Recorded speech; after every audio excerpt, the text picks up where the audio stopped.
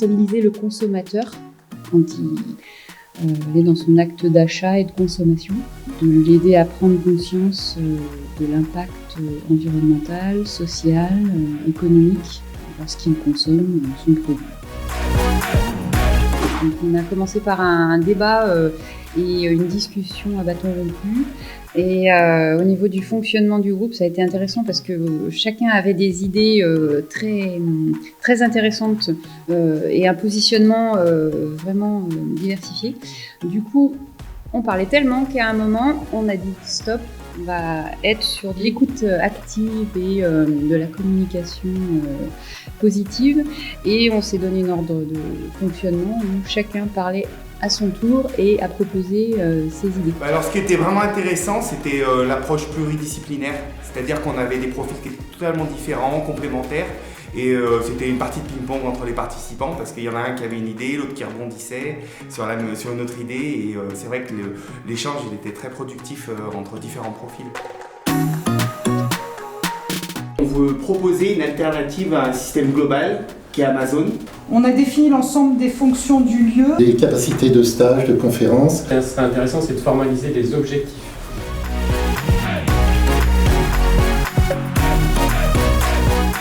C'était riche en expériences, en rencontres, en émulsion d'idées.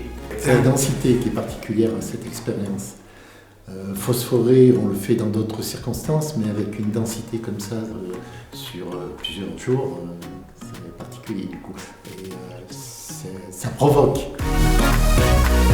La première dimension dans laquelle on a travaillé, c'était de créer une alternative à Amazon. Parce que Amazon, c'est un contexte global et nous, on voulait travailler au niveau local. Donc c'est pour ça qu'on l'a appelé Amazon équitable. Et on a voulu travailler sur l'expérience client, c'est-à-dire de répondre à toute la problématique de l'expérience client, de pouvoir avoir une visibilité du marché local, d'identifier tous les producteurs locaux, tout ce qui se fait en termes de production, de transformation, que le client il puisse avoir une visibilité de ce qui se passe.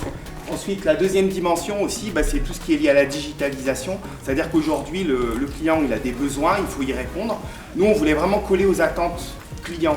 Créer le magasin idéal à l'aune 2030. C'est-à-dire que le magasin 2030, la graine, elle se plante aujourd'hui. La réalité de demain, on la crée ici. Cette deuxième dimension, ça serait de faire un magasin école, une expérience sur le terrain qui puisse permettre d'être confronté à différentes difficultés et d'y répondre au fur et à mesure en faisant intervenir différents acteurs. Donc ces différents acteurs, c'est les producteurs qui peuvent venir animer. Donc on a créé un magasin physique, ça c'est le magasin physique, avec différents univers, différents espaces. On a un espace donc avec la distribution produits, on a une cuisine où il y a des chefs qui peuvent venir faire de la cuisine, faire venir des gens comme un tiers-lieu. Je laisse la parole à Catherine qui va vous parler de l'étiquetage en fait. Pour que le client, consommateur, usager, adhérent, citoyen d'Amazon ait une vision claire, sur son produit il y aura un étiquetage. La terre ça représente la distance parcourue par notre produit. Donc exemple, vous achetez des poireaux, combien... La proximité. Quelle distance ont parcouru les poireaux? Le Nutri-Score, qui est déjà officiel. Et un troisième indicateur qui est constitué comme si vous remplissiez une bouteille, qui constitue le prix de vente. Et donc le prix de vente, quelle est la proportion qui permet de rétribuer les agriculteurs en vert, la proportion qui permet de rétribuer l'outil de transformation en orange, qu'il existe, qui permet de rétribuer le magasin et les vendeurs, etc. Et qui permet de financer les actions sociales d'éducation populaire que réalise Amazon Équitable. Notre optique, c'est l'économie circulaire. Donc en fin de vie du produit, c'est d'évaluer la partie des déchets qui vont en déchets. Alors on n'a pas trouvé mieux que déchets ultimes, mais c'est des déchets qui ne sont pas recyclés.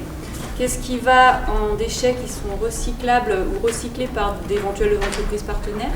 Et quels sont les déchets qui peuvent être compostés, donc réintégrés au sol pour enrichir en carbone, puisqu'on est dans une initiative 4 pour 1000 pour enrichir les sols en carbone. Donc c'est un projet qui est à la fois sur la dimension économique et aussi sur la dimension pédagogique, éducation populaire.